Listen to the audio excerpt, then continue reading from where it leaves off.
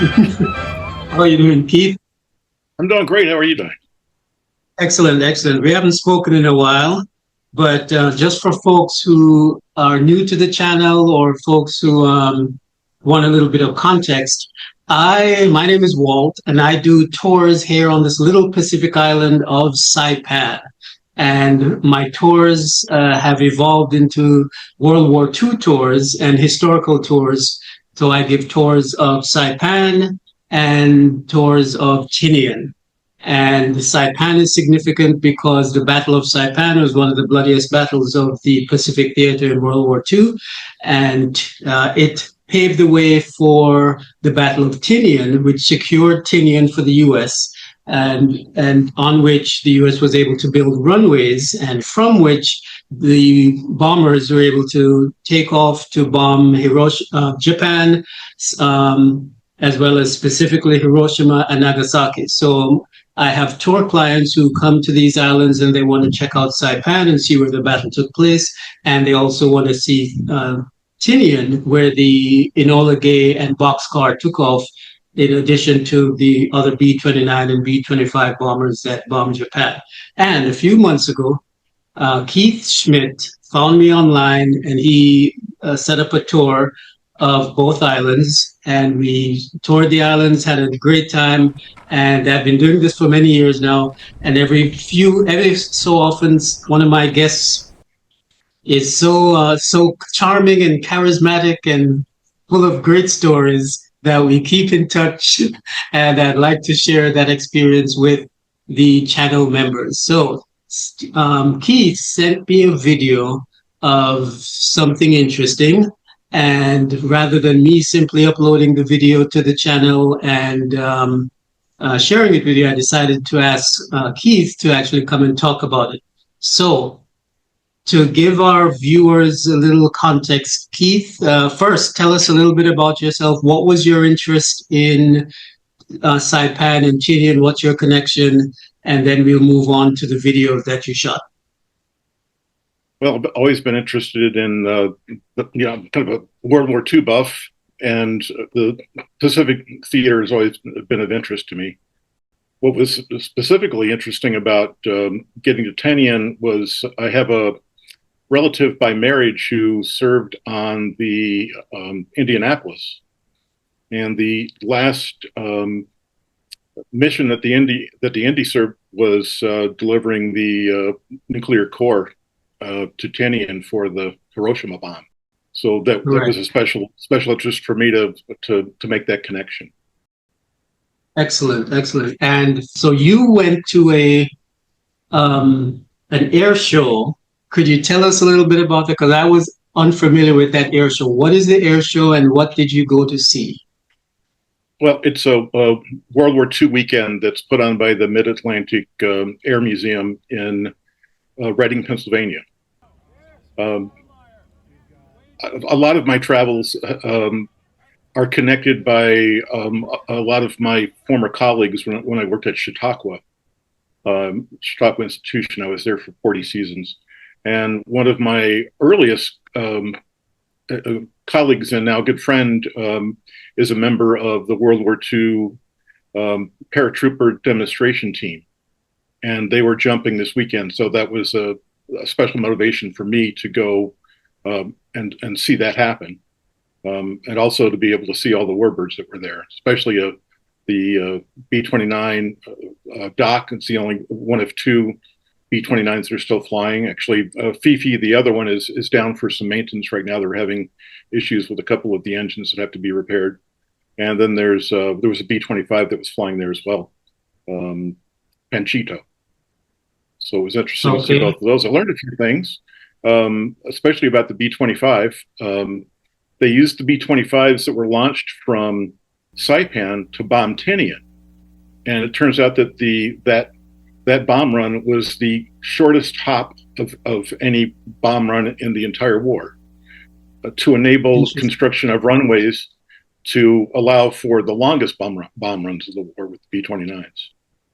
Interesting. So the B-25s, the B-25s took off from Saipan in order to bomb Tinian after the Battle of Saipan. Correct. Yep. Okay. Keep going. I like to learn a lot, and I'm sure our viewers are interested. So, what else did you learn? Um, there was a busy weekend and a lot to take in. It was a lot of it was just being having the ability of being that intimate with the all of the aircraft. You see a couple of the videos where, I mean, we had some bad weather, so we actually used several of the aircraft for getting out of the rain, hiding under the wings and the fuselages to stay dry. Um, Getting to meet the guys on the demonstration team was very, very interesting. My friend was able to jump. His name's Paul Parsons. Was able to jump in Normandy last year to celebrate the 80th anniversary of D-Day. Okay. So Right, which just passed a few pretty days big ago. milestone for him. And it was great to see him. I haven't seen him in 3 or 4 years. Lots of other really, Excellent. really good aircraft. There was P-51s, a lot of World War II naval aircraft. There was even a Messerschmitt 262 that was a replica that was flying. So Okay. lots of aircraft to observe and actually feel the thunder of those old radial engines on the bombers. Right, right, right. That's the thing. Even though I've been doing tours, I can watch videos on YouTube, or I can only imagine. But being able to be there to actually experience what the like you said, the power and the thunder of the engines as it's taking off. So you sent me three short videos. The first one is a B-25 that's preparing. Just if you can recall, tell us what's going on here. So the first one is a B-25 that's preparing for takeoff. Yes, they were actually. You could take rides on almost all the aircraft that were there. So it was uh, parked just on the opposite side of a fence, so on the flight line. But we were within yards of the aircraft. So on startup, we were on the behind the airplane, and it was interesting to get a face full of oily smoke and Mm-hmm. a lot of hot air blowing off those engines. As it was heading out for rides, it was also did a couple of demos. So it was really interesting to see it start up, taxi out, and on the other side of that, the B-25 was a P-51 getting ready to take off as well. So it was quite a lineup of aircraft. It's pretty unusual to see a four-engine airplane uh, with prop plane flying these days. It's everything. All the big jets are pretty much ho hum, and to see something Right. that's just that good looking. I mean, in meticulous condition, and just the sound it's you got to be there. It's visceral. Those of you who've been following us with the restoration of that, we used to put 55-gallon drums full of water in there to keep it from tipping on its tail. Yeah, well, balance, of course, important to an airplane, not only in the air, but on the ground as well. Absolutely. So the exciting part is we have it done there.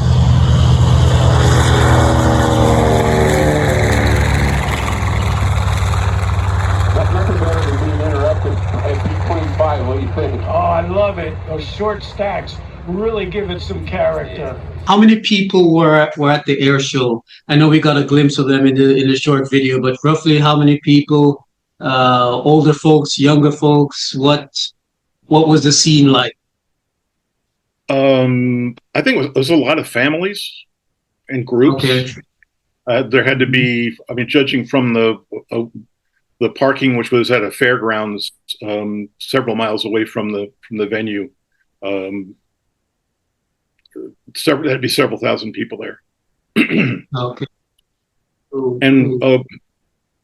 with what seemed like almost as many reenactors because they had a French village set up with with costumed civilians, people dressed as partisans. There was a Russian headquarters. There was German headquarters. There was some German equipment, some artillery, and a tank. In addition to this, to all the static aircraft that were there on display, so there was a lot of activity. All right, interesting. Hopefully you got some photos of that. If you do, I'll share that on screen as well. The third video is a B-29 taking off. Here's Doc.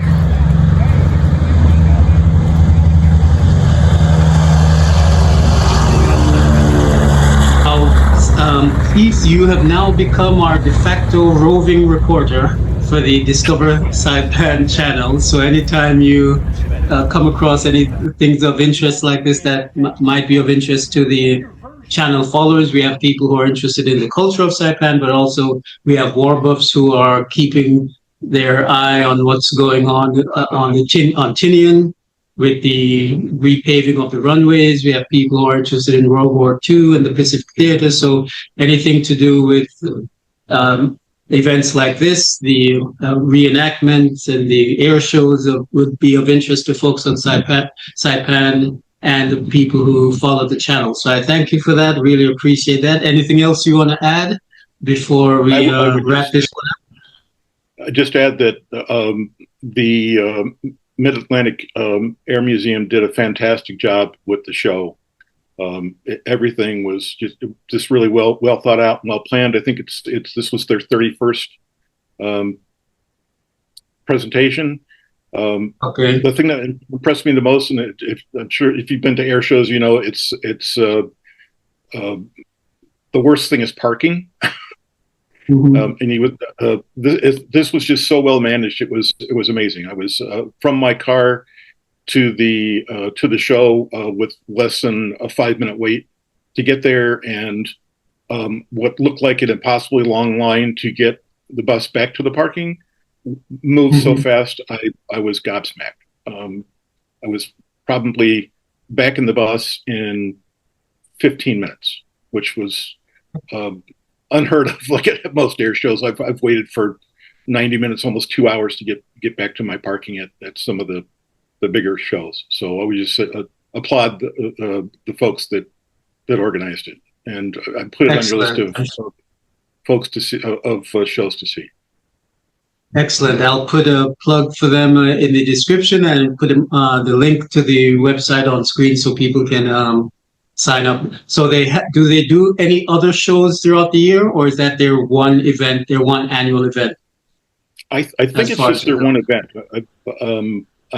I haven't done any research on that, but they do have a static display that's there all the time. So if they're not flying, you can certainly check out the aircraft. Right. Excellent. I'll give people a link as well. So thanks for that. Really appreciate it. So keep sending the videos, and I'll keep sharing them with folks on the channel. Thanks a lot, Keith, and I'll see everyone in the next video. And Charlie today is Craig Simpson. Here is the Jersey Jerks.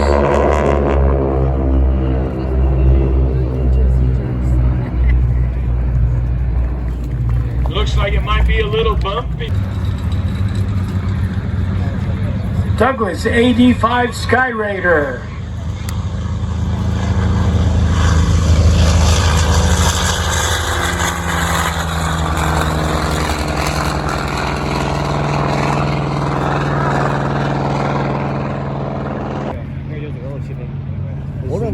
And here comes the Zero.